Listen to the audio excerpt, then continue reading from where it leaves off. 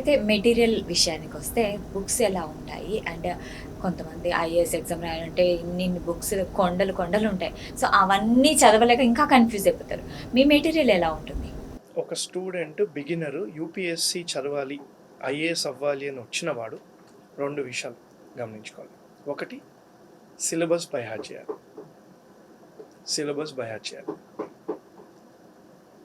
మేము degree plus IAS చేస్తాం madam. అంటే మేమేం డిగ్రీ ఇవ్వము.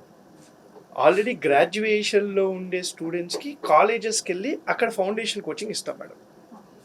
2 కాలేజెస్‌తో మాకు టై అప్ ఉంది. అక్కడికే వెళ్ళి మేము అక్కడే క్లాసెస్ చెప్తాం. వాళ్ళ స్టూడెంట్స్‌కి ఇంట్రెస్టెడ్‌గా ఉన్న స్టూడెంట్స్‌కి యూపీఎస్‌సి ఫౌండేషన్ కోర్స్ ఇస్తున్నాం. నేను స్వయంగా ఫస్ట్ 1 వీక్ వెళ్ళి ఏం చేశాను తెలుసా మేడం?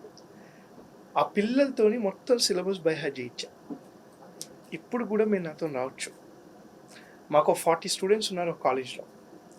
నిద్రలో లేపి mains general studies 4th chapter ఏంటంటే కూడా చెప్తారు. సిలబస్ నీకు తెలుసుంటేనే వాట్ టు లీవ్ అనేది తెలుస్తుంది. ఇంటర్లింక్ చేయడం తెలుస్తుంది. పేపర్ 1, పేపర్ 4కి ఎలా ఇంటర్లింక్ చేయాలి? నీకు సిలబస్ తెలిస్తేనే కదా తెలుస్తుంది. ఒక టాపిక్ చదువుతున్నావు. ఫర్ ఎగ్జాంపుల్ ఇరాన్ వార్ అవుతుంది. ఇరాన్ వార్కి నువ్వు international relations, internal security, history అన్నీ కనెక్ట్ చేయాలిగా.